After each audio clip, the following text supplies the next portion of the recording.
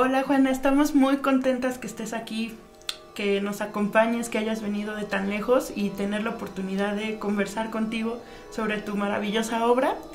Y bueno, pues creo que esta pregunta puede ser un poco repetitiva, pero me parece que es fundamental para entender pues toda la obra que tienes, los referentes, el bagaje, la historia de cómo comenzaste. Y pues sería eso, platícanos cómo comenzaste a escribir, cómo te empezaste a relacionar con la escritura, con la literatura. Bueno, pues desde muy chica tuve como alguna especie de obsesión con la palabra escrita, ¿no? Y las letras. Y creo que también el hecho de crecer bilingüe. Mi padre es inglés, mi mamá es de Monterrey, y entonces en la casa se hablaban los dos idiomas. Y creo que de alguna manera estar en contacto con estos dos idiomas me hizo obsesionarme aún más, ¿no? Con el lenguaje, con la palabra escrita. Siempre me encantó leer y siempre estaba buscando como algo secreto en la palabra escrita. Empecé a escribir pues también, o sea, muy chica, ¿no? Pero más o menos como a los 16 años dije, voy a ser escritora. Wow. Y fue hasta hace muy poco que se me ocurrió que igual y esa decisión fue un poco extraña, y además como no arrepentirme de la decisión ya cuando la vida se vuelve un poco más real, ¿no? Como en la mediana edad. Pero sí, fue un poco así. ¡Ay, qué hermosura! O sea que fue más que digamos que libros y cosas artísticas como ya muy estilizadas, fue más bien la palabra cotidiana, la palabra ya pues viva, ¿no? Lo que te hizo acercarte en una primera instancia. Sí, exacto. Luego después mi papá es traductor. Y entonces como que en la mesa, así en la comida, siempre estábamos hablando de palabras, ¿no? Era como la conversación más común que tendríamos. Fíjate, qué curioso que en inglés se dice así, pero en español lo decimos asá, y como que siempre fue una parte muy grande de mi formación. Con razón tienes ese gusto por inventar palabras, ¿no? Porque en tu trabajo hay palabras que tú misma confeccionaste, ¿no? A lo mejor en compañía de otras personas, pero que son tu lenguaje propio, ¿no? Sí, exacto. A mí me gusta mucho jugar, ¿no? Y se me hace bien padre como poder juntar palabras y decidir así el significado, ¿no? Así como Humpty Dumpty en Alicia a través del espejo, cuando dice, las palabras significan exactamente lo que yo decido que signifiquen. Y me gusta mucho esa idea, ¿no? Como poder, pues sí, no limitarse a las reglas tradicionales. Claro, entonces se me hace bien lógico que te hayas ido por el camino de la poesía en una primera instancia, porque es donde esta libertad se puede construir mucho más genuinamente que en otros géneros. Entonces se me hace muy natural que te hayas ido por ahí. Sí, bueno, aunque en realidad yo empecé tratando de escribir narrativa. Tengo como varias novelas sin terminar. Y al final lo que me di cuenta es que en realidad me interesaba mucho más el lenguaje y la expresión que la historia. O sea, la historia como que no terminaba yo de poder estructurar como el principio, el medio, el nudo y el desenlace. Como que el desenlace no me importaba. Y de hecho así leo también, cuando leo novelas. Después no me acuerdo cuál fue el desenlace, porque no me interesa tanto como la atmósfera, como el lenguaje, la expresión. Entonces sí, creo que ahí fue más o menos como entré más en la poesía, aunque muchas veces la poesía que escribo tiene también esa onda un poco narrativa, como que nunca me pude despegar tanto. Al final me gusta también la idea de poder mezclar géneros. Sí, no, aparte se te da muy bien porque las fortalezas de los géneros que hibridas siguen presentes, ¿no? Esta parte lírica, esta parte que cuenta algo, que hay narrativas muy importantes en tu trabajo también. Entonces creo que es una muy buena combinación porque vienen de todo el bagaje que traes, ¿no? Como lectora, como espectadora de otras artes y también como en la praxis en la que estás como creadora y también en tu trabajo de traducción, que ya hablaremos más adelante de eso. Y bueno, pues retomando esta cuestión de que el lenguaje es tan importante para ti, que no existen ornamentos que estén de más eclipsando la esencia de lo que quieres decir. Creo que esto tiene mucho que ver con la conciencia que usas. Entonces también me gustaría preguntarte, ¿por qué si empezaste en la narrativa, ahora el camino más agudo que has seguido es la poesía? Yo creo que en la poesía he encontrado como mucha libertad, ¿no? No hay como tantas reglas y puedes incluso, no sé, me gustó en Manca, por ejemplo, poder meter ahí un poema en prosa, un poema concreto, no sé qué, y nadie me va a decir que no porque pues es poesía y todo se vale. Mientras que siento que a lo mejor en ficción como igual es un género que puede llegar a estar más comercializado, ¿no? Se piensa más en cómo vas a vender esto, quién lo va a comprar, cómo se consume. Como que eso termina llevando a que estén ciertas reglas implícitas, aunque en realidad también los libros más emocionantes son los que rompen esas reglas, ¿no? Pero no sé, yo sentí que en poesía como que podía hacer lo que yo quisiera sin que nadie me dijera nada. Claro, porque tienes ahí, que a mí me parece que hacer verso libre es lo más difícil de todo, porque aunque parezca que no hay una estructura y que hay una libertad total, en realidad no es así. Para hacer verso libre, como el que tú haces, hay estructuras internas que a lo mejor no tienen que ver con la métrica o no tienen que ver con la rima o con esa cuestión de la tradición, pero tus estructuras que son más implícitas ahí están y respaldan muy bien toda esta estructura que hay en cada libro que has hecho, ¿no? Sí, pero luego lo que me gusta ahí, por ejemplo, es que la idea misma es la que forma su propia estructura, entonces eso se va moldando de manera casi subconsciente, que después seguía como ya casi al final, ¿no? Como que, bueno, esto ya más o menos tiene forma, lo voy a hacer así. Y ese proceso me gusta mucho. En lugar de pensar, por ejemplo, si yo me siento a tratar de escribir un soneto, que sí lo he hecho, y es muy divertido, y pensar en como las diferentes métricas que hay, que el verso heroico y no sé qué, porque es como muy musical también. Pero al final siento que para mí la estructura como que domina más, como que se come el mensaje, para mis habilidades y mi manera de procesar, me sucede así, mientras que cuando lo hago al revés, siento que emerge la forma de una manera más espontánea y más pura. Estoy de acuerdo que en tu caso es maravilloso cómo esa estructura nace por sí misma, es muy orgánica, ¿no? Y bueno, pues retomando también tus poemarios Manca y Split, cuando tuve la oportunidad de leerlos por primera vez, no sé si es porque yo estaba sugestionada porque venía de esas lecturas, pero veo que hay todo un bagaje de poesía latinoamericana, bueno, no solo de poesía, también de otras cosas. Por ejemplo, citaste a Cesare Pavese, como es la cuestión liminal de tu poemario Split, que ahí nos empiezas a anunciar en el paratexto por dónde nos tenemos que ir, es como una advertencia. Pero bueno, el punto de tus referencias más implícitas, yo encontré muchos versos que me recuerdan a César Vallejo, por ejemplo, cuando hablas de una ciudad con un paisaje color malteada, y me imaginé el color té del horizonte de Vallejo en uno de sus poemas. O cuando empiezas con este poema tan crudo y tan estremecedor del pozolero, que es horrible, pero que tú lo abordaste de una manera muy estética, empiezas con Tu voz que madura, ¿no? En ese, que es como una referencia a Javier Villaurrutia con este poema tan famoso de él. Y también he visto, por ejemplo, vi El sueño de los guantes negros de López Velarde en otro poema.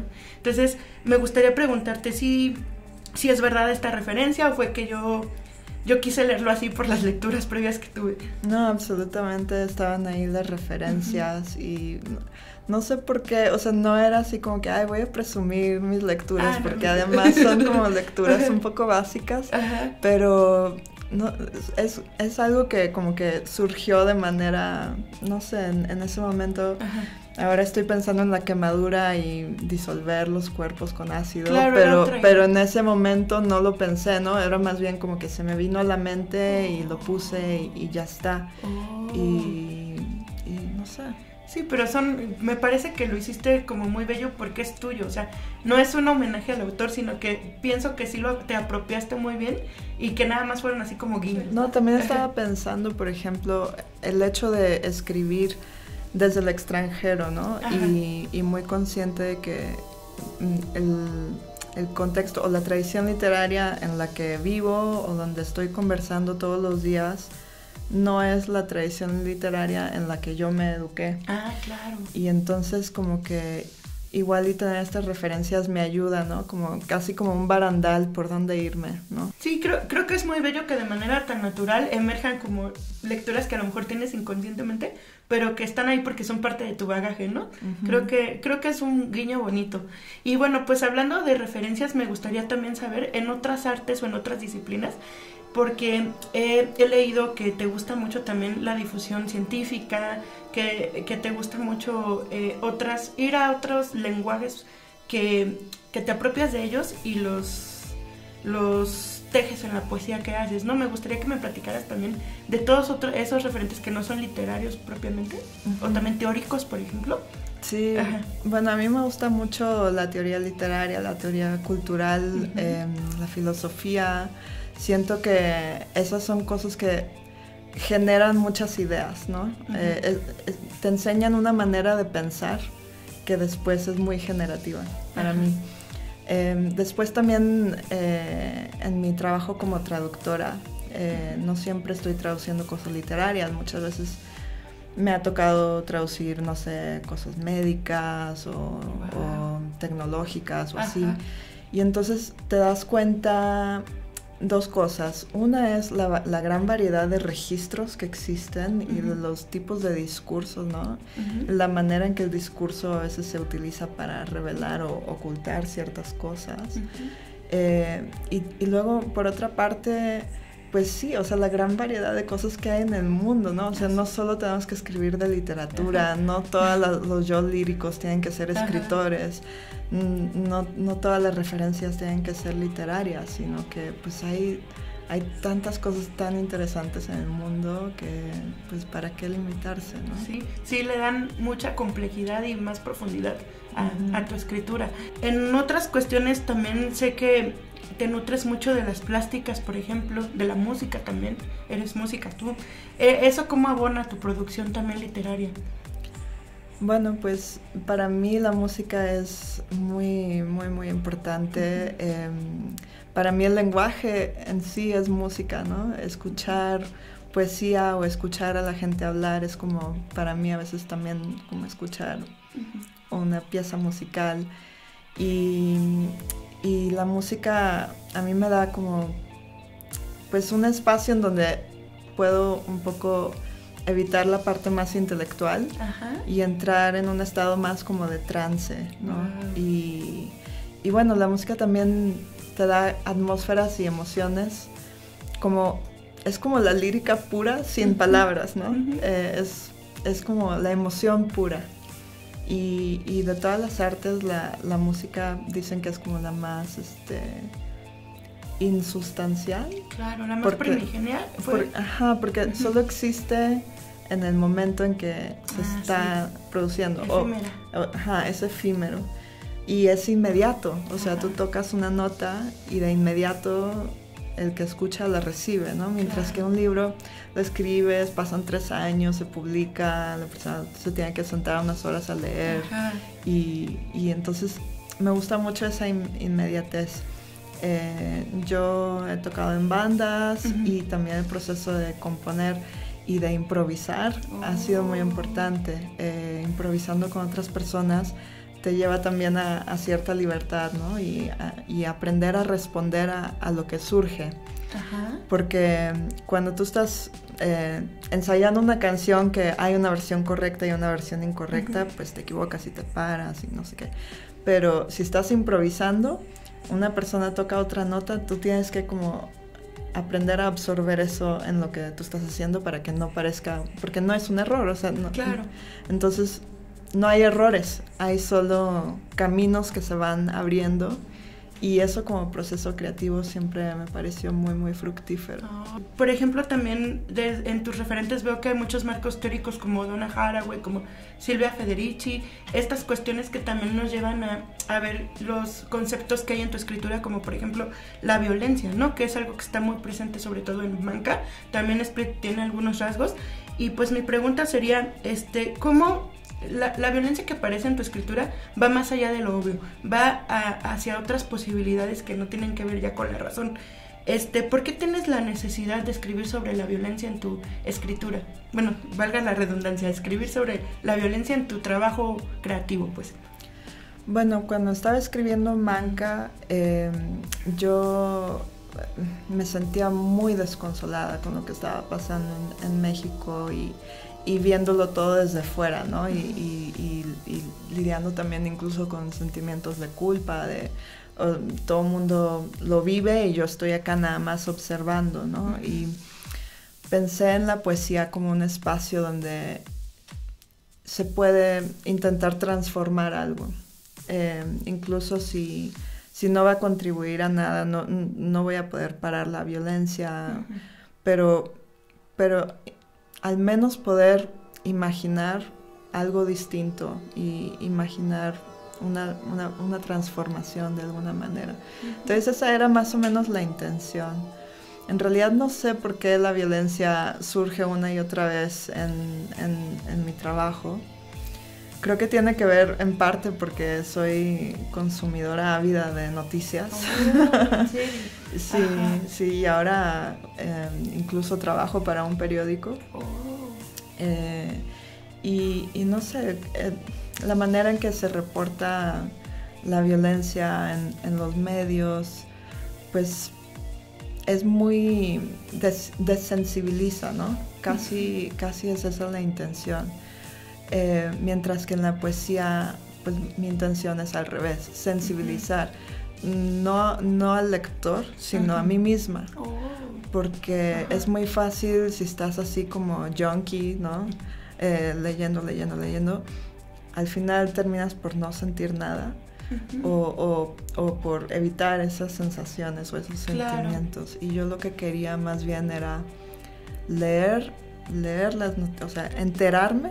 Para empezar, enterarme, porque a veces uno no se quiere enterar. Y de hecho es un fenómeno muy, muy grave ahorita que la gente está evitando las noticias de plano, porque pues es malo para la salud mental también, ¿no? Pero yo quería, o sea, primero me voy a enterar, porque no voy a estar en un estado de negación. Me voy a enterar, y no solo me voy a enterar, sino que lo voy a sentir en mi cuerpo. Y voy a escribir cómo se siente, y voy a intentar transformar esas sensaciones. Era un poco así. Claro, y es que hay una belleza en la cuestión lírica y técnica, pero también el mensaje de tu escritura es bastante desolador, ¿no? Como estos poemas Juárez Ecatepec, como el de la mujer que está dando a luz, todos estos poemas, el del pozolero, que es brutal, creo que te sensibilizan sin que tú tengas esta resistencia, porque te llegan desde lo intuitivo, desde el sentir, como tú dices en Split, sentir y pensar no deberían de estar disociados. Entonces es la manera en la que uno puede implicarse con estas violencias que en la cotidianidad pues no buscas, pero que es importante tener conciencia de ellas. Y bueno, pues ya entrando a tus poemarios de Manca y Split, yo para poder implicarme con Split quise buscar respuestas en Manca, que de algunas cosas que en Split necesitaba que fueran resueltas, y fui a Manca y las encontré, y también encontré muchas respuestas de Manca en Split. ¿Tú conscientemente has visto un diálogo entre ambos trabajos, entre ambos poemarios? Pues no tan conscientemente. Yo creo que algunos de los poemas de Split fueron los que seguí trabajando después de Manca. Yo creo que cuando terminé Manca tenía la idea de igual y tratar de continuar en la misma línea, ¿no? Okay. Pero después de un rato como que ya se me perdió esa línea y encontré otra manera de mezclar las cosas. Después también me cansó mucho hacer ese trabajo de absorber el periodismo, sentirlo en el cuerpo, porque es muy pesado también. Y tenía la necesidad de como pues encontrar otras maneras quizá un poco más juguetonas, un poco más pues cuestionando desde otros ángulos. Y entonces es un poco así porque se siente un poco la continuidad. Sí. También me gustaría preguntarte, cuando tú autotradujiste Split, ¿cómo decidiste qué cosas se quedaran en inglés? O sea, ¿por qué algunas cosas se conservaron en inglés y no se tradujeron? Como por ejemplo el título o algunos pasajes que se quedaron en inglés o los títulos de los poemas, ¿no?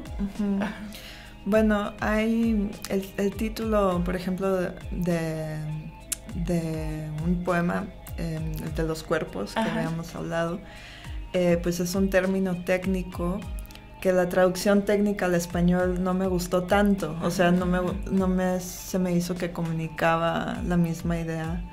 Entonces, pues quise mantenerla en inglés. Después había también una cita por ahí de un autor canadiense que dije, bueno, lo voy a dejar en inglés. Y el título de la colección para mí fue un poco como un fracaso, porque quería en la medida de lo posible hacer una traducción que fuera muy sólida, sin que se viera el inglés, o sea, sin que se viera como algo que fue escrito en inglés y después traducido. ¿Fue escrito en inglés originalmente, Split? Fue escrito en inglés originalmente. Y también por eso, ese fue un proceso muy lento también, porque yo llevaba toda la vida escribiendo en español y después, bueno, voy a escribir no sé por qué. Y fue muy difícil, como tienes que volver a encontrar una voz, tienes que volver a encontrar manera de expresarte y como encajar en una tradición y en todas estas cuestiones, ¿no? Pero bueno, también ese viaje entre una lengua y otra también te va revelando muchas cosas, ¿no? Entonces, regresarme al español me di cuenta que había como, pues no problemas en el original, sino cosas que, por ejemplo, en inglés se usan mucho los adjetivos y entre más adjetivos pongas, más bello es el texto. Y en español al revés. Tenemos esa máxima, ¿no? De que el adjetivo que no da vida mata. Pero en inglés todos los adjetivos dan vida. Y entonces, ¿cómo traduces? Pues tienes que realmente reescribir y entonces hacerlo un poco más puntual, un poco más afinado. Y luego también el asunto del humor. Para mí Split en inglés tiene como pues un sentido un poco más irónico que en el español no me salió tanto. Claro. Pero creo que tiene que ver también con las tradiciones literarias. Creo que le dejaste un muy buen título. Ana Clara y Hugo creo que hicieron un gran trabajo también con ese tejido que hicieron de Diálogo de la Serpiente y los poemas. Y a mí me parece que el título de Split resalta mucho en el catálogo de Palindrome. De verdad, creo que funciona muy bien. Yo pienso eso. Qué bueno. Sí, pues la palabra split tiene como todos estos significados. Y me gustan estas palabras que funcionan como adjetivo, como verbo, como sustantivo. Claro. Y polisémicas. Ay, bueno, pues fue un gusto conversar contigo. Estoy muy contenta de que estés aquí y pues te agradecemos mucho tu tiempo, esta entrevista, y gracias. Bienvenida cuando desees regresar. A ti, Connie, es todo un honor. Y bueno, pues para terminar quisiera que leyeras por favor un poema o el que decidas, uno o dos poemas, el que nos quieras compartir. Incluso cuando la serpiente estaba del humor más negro, la mujer nunca quiso cortar la conexión, pues sentía que sus interacciones siempre le enseñaban algo. Nota al pie. Preferimos vivir sobre las líneas de falla, en donde se agitan las cosas. Quería decirte cuánto avivaron mi mente nuestras conversaciones, que me propulsaste en un movimiento planetario. Pero ya te sentía tocar mi cuello, ya envolvías tus dedos alrededor. Mientras apretabas ligeramente, te veía coquetear con la idea del estrangulamiento. Ya sentías la glotis cerrarse en tu puño. Yo seguía implorando. Vivamos juntos en una habitación diminuta. Llevémonos al borde de la locura. Eso es lo que hacen los amantes. Pero un día la serpiente sencillamente no apareció. La mujer trató de entender qué había pasado, si había dicho algo ofensivo o si hubo algo que no entendió. Llamó desde su balcón todo el día. ¡Serpiente! ¡Serpiente!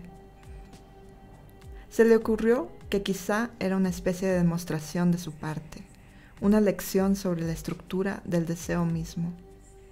Recortó un rectángulo en el centro de una hoja blanca. Miró por esa ventana.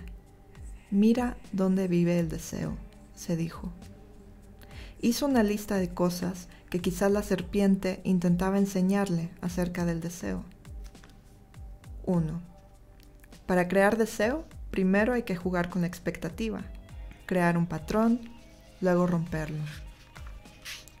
2. El deseo es un abrazo amigable que se vuelve de pronto eléctrico. 3. El deseo dibuja una roseta que comienza en el pecho, luego baila por todo el cuerpo. 4. El deseo es también el impulso de huir de lo que hemos hecho. Antes de que nos separaran, jugábamos un juego para recorrer los kilómetros que pasaban bajo nuestros pies. ¿Tenemos casa en Turquía? Ne, Ejume. Ah, sí, ¿dónde? Stin Eskesehir, cerca de la mezquita central. Ah, sí es cierto, ahí es donde dimos un banquete enorme después del Ramadán. ¿Que Ejume Spiti Stin Abu Dhabi? Ne, que sí. Ah, se me había olvidado. ¿Cuántas habitaciones tiene esa? 5, y esa tiene alberca. ¿Quién no la está cuidando? Un empresario y su familia. Qué bueno que la cuida tan bien. ¿Ejume Spitis en Costa Rica? Sí, Ejume Spitis en Costa Rica. Tienes razón, ¿esa es la que parece mansión alemana? Sí. ¿Que Ejume Spitis en Japón? Ne, Ejume, en Tokio. Está linda, pero no muy amplia. Por eso no vamos ahí muy seguido. ¿Que Ejume Spitis en Glasgow? Ne, Cardiamu. ¿Te acuerdas? Esa es la mansión en Hindland que parece castillo. Ahí es donde nos gusta pasar los meses del otoño. ¿Que Ejume Spitis en Mumbai? Sí, esa es la de 27 pisos, apilados como ladrillos de Jenga. Está bien, pero toma mucho tiempo llegar de una habitación a la otra. Tal vez me muera antes de que logre recorrer ese pasillo de tan largo. ¿Ejume Spitis en Finlandia? Sí, esa es nomás una casita de árbol de lujo. Está buena para el verano, cuando el resto de Europa arde como en caldera. ¿Que en Australia? Sí, una casita colonial muy bohemia, con un enorme jardín. Ahí es donde te gané al básquetbol el otro día. ¿Que Ejume Spitis en México? Ne, que sí. Y después de los viajes largos siempre nos llenamos la barriga con la comida más deliciosa. ¿Que así nunca nos sentimos sin techo, aunque huíamos de todo tipo de catástrofes. Pensó que la ausencia era el método de la serpiente y prestó atención como fiel discípula. Comenzó a esperar en el balcón 2 horas antes de la hora habitual y observaba cómo el deseo viraba bruscamente dentro de su cuerpo, como un mono enfurecido que se golpeaba contra los barrotes de la jaula. Tomaba notas de las formas, colores, sabores de su rabia. Analizaba todos sus componentes. Fragmentos de su diario. Día 19. El cielo sigue rugiendo como panza hambrienta. Día 22. Amistar mi aburrición, mi carencia. Notar cómo se apodera de mí. Cómo, cuando decidí hacer lo contrario y salí a dar una larga caminata en sandalias, sin importar las amenazas de lluvia, puse atención a la pulsión, al modo en que las plantas temblaban y se estremecían en el viento como en perpetuo anhelo. Esto también es parte de... Y luego palabras que mezclan lujuria y tenereza aparecen en mi pantalla. El cielo ruge enfurecido porque me distraje. Al parecer, lo único que me importa es este encuentro imposible, un instante entre los bits y bytes a la estratosfera a través de un satélite, luego de vuelta a la Tierra. Visto. En verdad soy lo único que jamás hemos querido es ser vistos, ser escena, mirados, contemplados, aceptados. Día 23. En el cuarto grande, en la iglesia, el lugar donde de noche tuve tanto miedo. Finalmente vengo a trabajar, a estar sin internet, a poner manos a la obra. Y descubro el espejo sin el cual he estado todos estos días, el espejo en el que he temido verme. Encender la luz, esos 2 segundos de terror antes del parpadeo del tungsteno. El silencio terrible de cachivaches arrojados, instrumentos musicales rotos, su tonada como esqueleto de ratón en formol. Y contemplo mientras mi cerebro se vuelca hacia mi teléfono. Querer, querer, querer ser algo. Día 24. En mi cuerpo lleno de desplazamientos, pergaminos del mar muerto, deslizar siempre hacia abajo, sin llegar. Siempre comiendo, pero nunca nutrida. Confundiendo esta hambre con una necesidad específica en lugar de un malestar. Antes de que existiera la televisión, solíamos sentarnos alrededor del fuego y realizar algún espectáculo para entretener a los demás. Aún lo hacemos, pero de una manera que nos hace sentir más solos. Lo googleo y el internet me dice que lo que estoy sintiendo es completamente normal. Que hay cientos de miles de personas como yo, distribuidas alrededor del mundo. Nos decimos nuestros secretos más viles. Esta es nuestra manera de sentirnos en casa. Mis dedos, como cangrejos, se desplazan de lado a lado por el teclado. Solo quise estar junto a ti. No me importaba que fueras una infeliz, leña seca, la mitad del cuerpo hundido por la tristeza y que ya no creyeras en nada. Quería colgarme de tu brazo y caminar por las calles, que mis talones rebotaran contra el empedrado y sentirme protegida. Ser en cambio mi propia esposa. Día 25. Posteo una selfie. Me conduzco con dulzura al escenario o al altar. Me llevo a mí misma flores y lluvia. Día 26.